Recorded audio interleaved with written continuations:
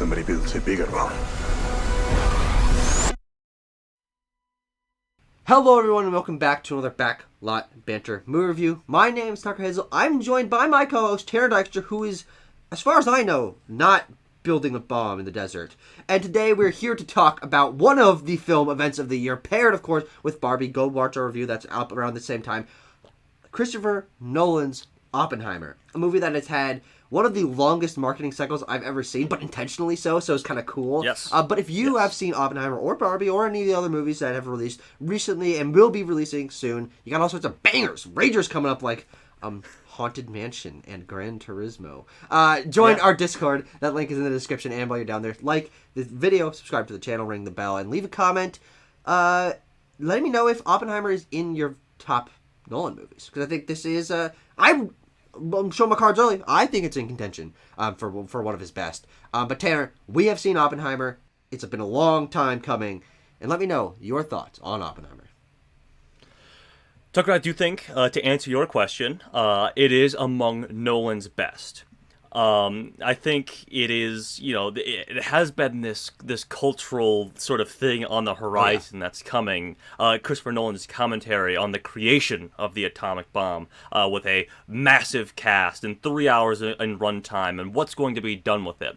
And I think Oppenheimer is a crowning achievement for Christopher Nolan's career in terms of artistry, in terms of just putting this idea to screen, putting this massive historical sort of idea to screen, and rounding it out with a cast of performers as talented as the day is long. Yeah. And as long as the day is long.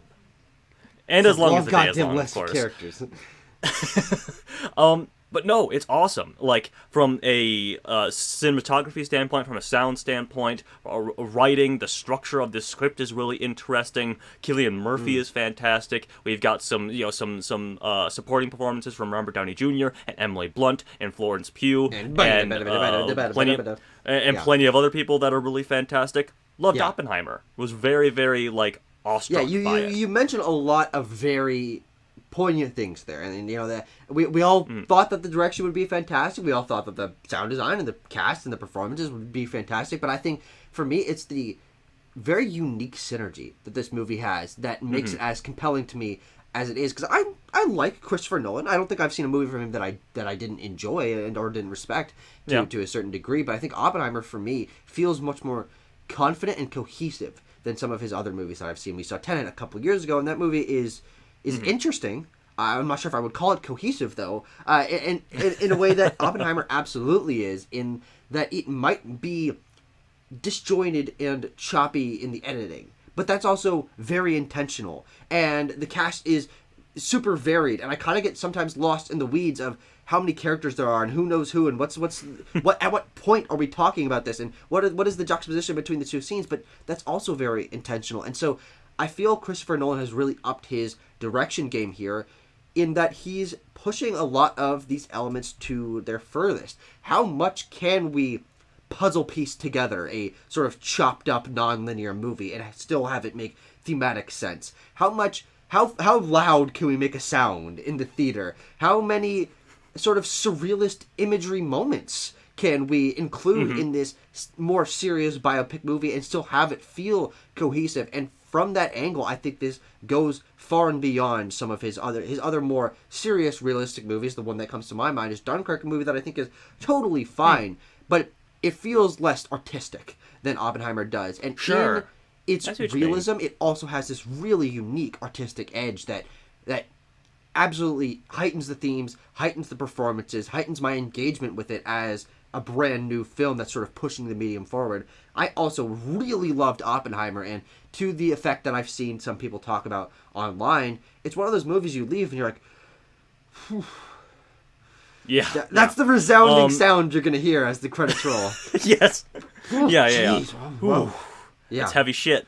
Mostly because of the last line that they leave you with that is delivered by the brilliant Cillian Murphy, I think. The titular role here in... Yeah, I think so. Of J. Robert Oppenheimer, who I think having just that character and examining this idea is the first stroke of genius I think Christopher Nolan painted in this massive canvas, because it is such a heavy topic to a heavy person to sort of try to capture the experience of. The experience that no other human in history has had or will ever have again. As the book that this film is based on, the American Prometheus, who gave the world this weapon of mass destruction that we fear nearly 100 years later, and for as long as we last, Tucker, we'll fear for the rest of our days. Until those bombs are dropped and we all die. Yeah. Yes. And the weight of that character is omnipresent across the 3-hour runtime of Oppenheimer. It's especially present through Cillian Murphy's performance. But talk to me a little bit about that, The weight, Tucker. I think, is part of what makes it feel so cohesive. Because this is, again, a very widespread cast, and it's a lot of jumping around time-wise. But everything is always J. Robert Oppenheimer all the time. Regardless if he's in the scene or not, the weight of his presence, as you said, is omnipresent and affects the lives of everyone around him. It affects the lives of everyone on the planet to this day because of the tragic events that happen and the impact of World War II on our history and the development of American culture and Japanese culture and English culture. And the idea that we have this guy that has a singular experience, but also has a singular perspective on things. And I think Oppenheimer's perspective is what this movie is really about, and it's also what this movie kind of struggles to really nail down. I think maybe being my only real flaw is it's kind of hard to tell how Oppenheimer really feels, because he's a very conflicted person, and he wants to do this and he wants to do that, and then he's telling people that he feels this way, but then he's talking to someone else and he says he feels another way, and he's trying to keep everyone together, you know. And I really think that Cillian Murphy is able to wrangle all of this, and watching him go from kind of bright-eyed theoretical scientist that's like, oh my god, we're testing the boundaries of what mathematics and science have ever done, and we're really pushing the human race forward in terms of our achievement, to a guy that is the most tired, haggard MF you've ever seen in your entire life, and he's like dealing with the ramifications of his work, and that time span that the movie covers, and the epic nature of the odyssey this man goes through within his own mind and without it is very impressive. And it's the direction of the movie, the writing, and Cillian Murphy's performance that all work together to really make you feel that nature by the end. You're like, boy, I wouldn't want to be in that guy's shoes. Yeah, because just the story that the film tells. Let's talk about that a little bit, because it is disjointed. It's told out of order. There is a word for that, but it escapes me at the moment. Non-linear? But we non-linear? Sorry? Yeah, that's the one. Thank you, Tucker. It's simple. But we kind of have 3 or 4 different timelines that we're following that, if you rearrange them, all match up quite nicely. You have we begin with Oppenheimer, in his early days in going to college in Europe in 1928 or whatever. Cillian Murphy as a young man, and then we have the through line of him actually making the bomb in Los Alamos, New Mexico, and then we have his sort of deposition in this small boardroom, and then we have Robert Downey Jr.'s deposition in front of a bunch of sitting U.S. senators. And those are kind of intermingled throughout, and the thematic through lines are brought in through all those timelines, all those storylines at key moments. And I think it's really I just love the structure of this thing, I think, as well. Especially when we get into, even after we drop the bomb at the 2-hour mark, and then that last act is sort of Act 3A and Act 3B, oh, absolutely, I think. Yeah, Act 3A is Oppenheimer being I just fucking fucked the world up forever. And reckoning with that. Your favorite moment of the entire film, Tucker, comes when he is delivering this rah-rah American speech, and I'll let you explain why you love that moment so much. It's like you're handing off the introduction. You're like, and welcome, the beautiful speaker, amazing mind, Tucker Hazel.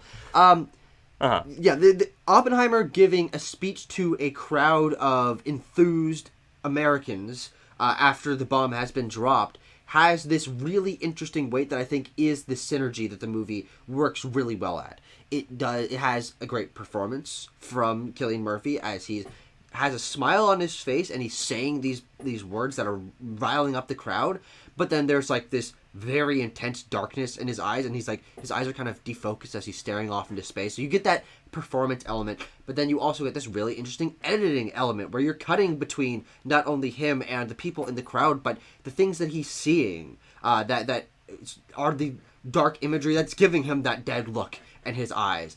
And then it plays into the score and the sound design in really unique ways, and it's the combination of all of those that makes Oppenheimer sing, and I think makes for me that scene be that culmination of everything that this movie does best. And I do want to talk a little bit about the more technical aspects of this movie that I do think are among the best of the best, and are so obviously going to receive nominations at every fucking awards body ever at the end of the year that it's not even fun. Yeah. Like, you're sitting there and you're like, okay, this is going to be nominated for cinematography. Yeah, it'll probably be nominated for editing. Yeah, it'll probably be nominated for sound editing. Well, not sound editing or sound design because those don't exist anymore. It's just one, it's sound. Yeah. They'll probably bring him back the split just so they can give Oppenheimer 2 awards because the sound is fucking immaculate in this film. It might be my favorite sound editing I've ever heard for. Yeah, I mean, you have the bomb-dropping moment, which I'll describe, and I don't think that's a spoiler or ruining it, because it really has to be experienced. There's this delay on the atomic bomb drop. One of the most big huevos, just creative decisions I've ever seen in my life. Because you, as the audience member, are like, here we fucking go. The first fucking atomic bomb test in the world. All right, this is the thing that we've been waiting for 2 hours of this movie. And then we do it. There's a bright flash of light, and in your mind, you're anticipating the explosion with it. But it doesn't come. It doesn't come for, I don't know, maybe a full minute, 2 minutes. Yeah. And we just get this, like, off-putting sort of breathing and, like, ambient sound of, like, rustling and moving around.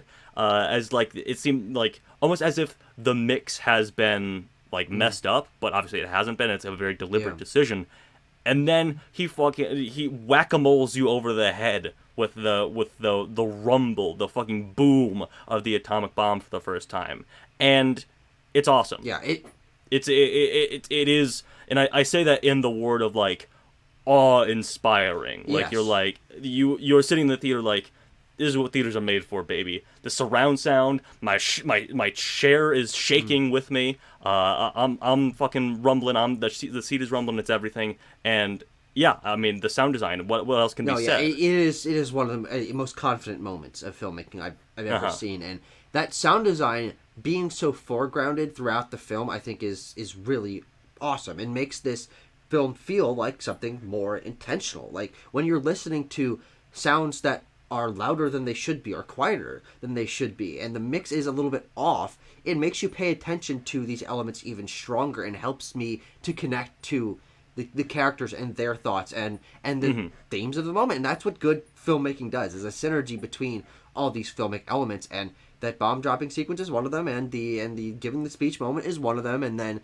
there's like 3 or 4 more of them in that, especially in that last act of the movie. And I really, really dig it. And I expected them all to be really good, but I don't think I expected them to work together as well as they did, or be as, like, stick out to me as they are, because I'm not usually the sound design guy, and I'm happy that I am now here, because this movie really pushes that limit and tests and messes around with sound design in a way that increases all of its elements together.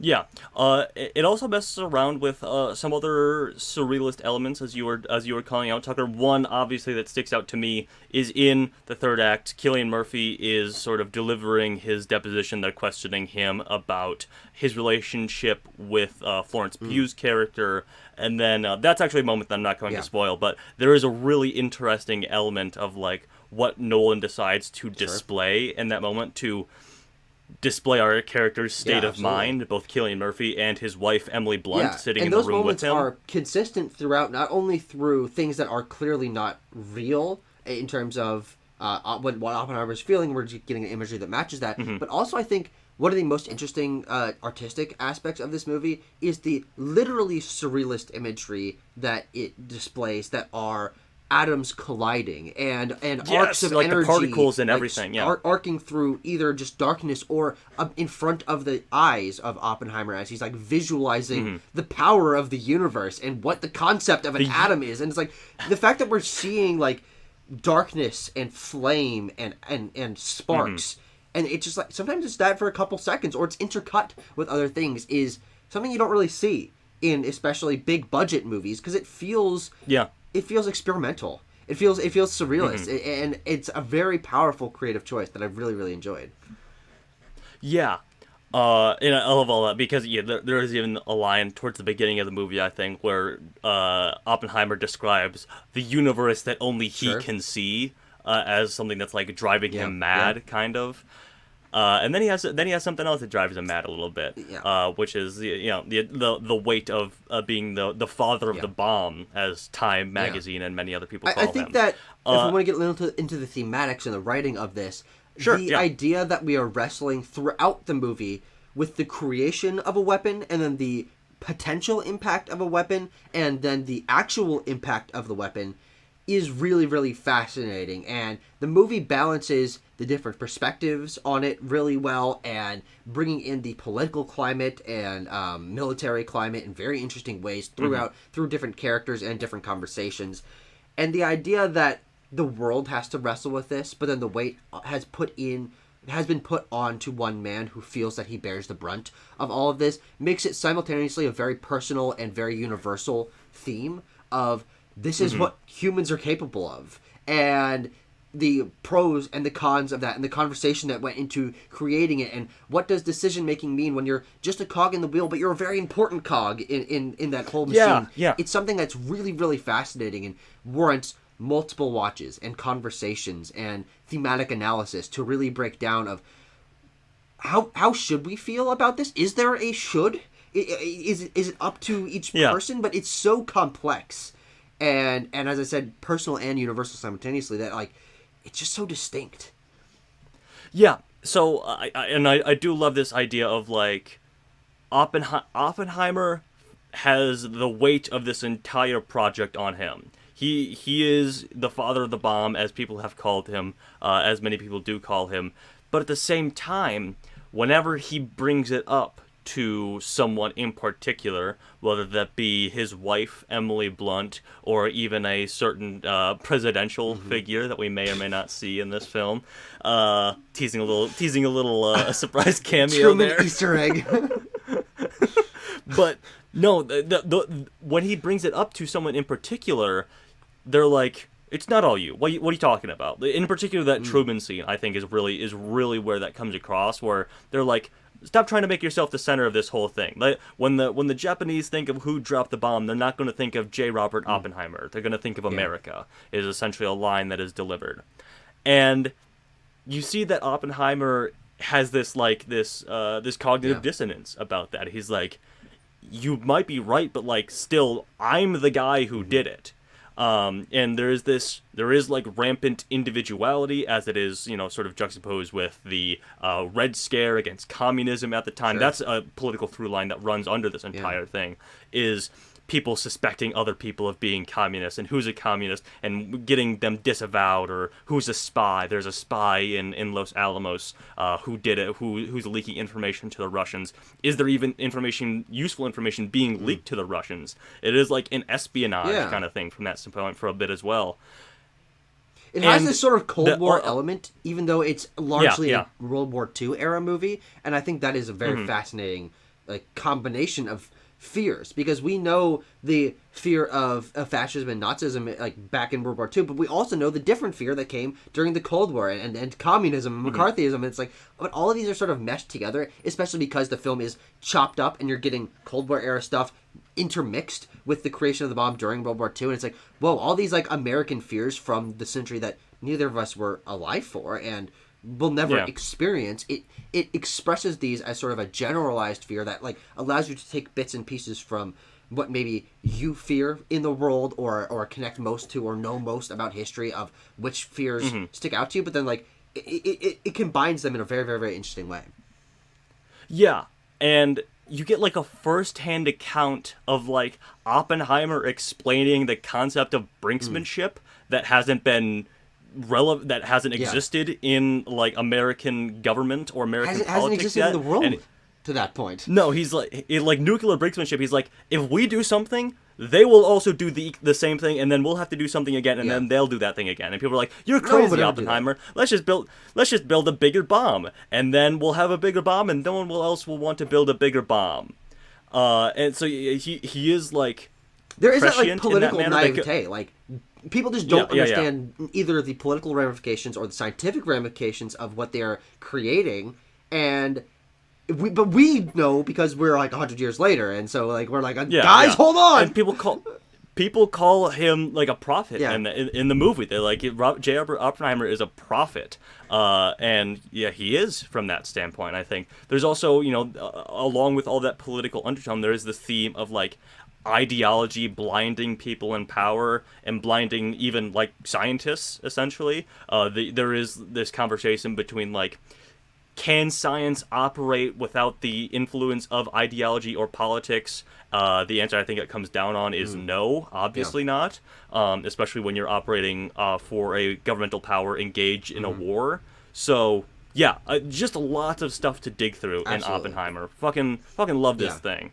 Quickly wanted to shout out, as I did at the top, Emily Blunt, Robert Downey Jr. and Florence Pugh are maybe the supporting players who get the most time, and Matt Damon. But those three, I think, deliver like equally powerful performances to Cillian Murphy in limited screen time. Yeah, I think that what the coolest thing about this large supporting cast is that it's a very non-traditional supporting cast. Most of the people in this movie, for other kinds of roles. We get the kid that played Roderick in the fucking Diary of a Wimpy Kid Devin movies. Bostick. And we get David Desmalchian that we know from superhero stuff. And Matt Damon, which we see in a lot of comedy. And Josh Peck. Exactly. And Josh Peck. And Benny Safdie, who we know as a director. And Robert Downey Jr., who we know as Iron Man. And Florence Pugh, who we currently know as Black Widow. And it's like, these are like very interesting actors to pull together into a serious, awards-worthy movie. And most of them have not had this kind of opportunity before. And it's really interesting to see where Christopher Nolan took actors and people from that are people from all across the industry, all sorts of walks of life. We have best actor winning people. We have people that did comedic roles most of their life. We have best director nominated people playing roles in this. It's like, whoa, okay. Like, I was just thinking about that all throughout. It's like, wow, we're really pulling from everywhere here, and it all synergizes really well together, even though like most of them only get 5-6 minutes of screen time in a 3-hour movie. It's like, whoa, still works. Well, speaking of the runtime, I do want to say this thing moves so fast. Yeah. Like the dialogue is and the dialogue, it's the editing and the dialogue. These cuts and these lines are just coming at you for 3 hours without really any break. It was sort of jarring for me when the movie started. I was like, we are moving absolutely really and you have fast. to sort of like get your Oppenheimer sea legs at a certain point. I think so. Also, the movie does slow down and it stops showing the like future stuff as much. Yes. And that was the thing. I was like, I'm not sure if I'm getting used to the pacing or if it is actually slowing down. I think it is a little bit of both. But for that first like 40 minutes, I think I was like edge of my seat, not because anything particularly exciting was going on, although it was, but just because like I'm trying to like catch what everyone is saying and what it means and how it impacts what their motivations are and everything, because it does move at a very fast clip, which I think is a strength for a 3-hour movie that we don't see a lot, is just this thing moving really fast and not really taking any time to breathe. Even in the maybe the slowest and most drawn out sequence of the film, that atomic bomb test, it's not like a relax moment, obviously. It is the most edge of your seat moment in the entire film. But yeah, love Oppenheimer. Go see it. I love it as well. And there's a few final things that I want to point out, which is one moment of, or one type of sound editing that I didn't mention before, but is this association between Cheers and the marching train of progress, I think is very Yeah, fascinating. yeah. It's something that we saw even in like the teaser for this movie, and it remains as a consistent force throughout it. And the ways that they play with that sound design is very fascinating. And I think also Yeah. the sound design, which as we talked about is immaculate, combines very well with the score of this movie. The score is so Ludwig good. Holy Göransson shit. knocks Oh my this thing God, out of it's the so park. Fucking A, it's Yeah. so good. Anything else? I don't think so. 9.4 for Oppenheimer. I'm gonna go about there as well. I'm gonna go 9.2. I think this was a phenomenal movie, and I'm excited to rewatch it when it inevitably receives a lot of awards nominations at the end of the year. Yes. And depending what Warner Brothers does, may even be in contention for that top prize. But we will see you guys for other movies in the future. Barbenheimer is over. We did it.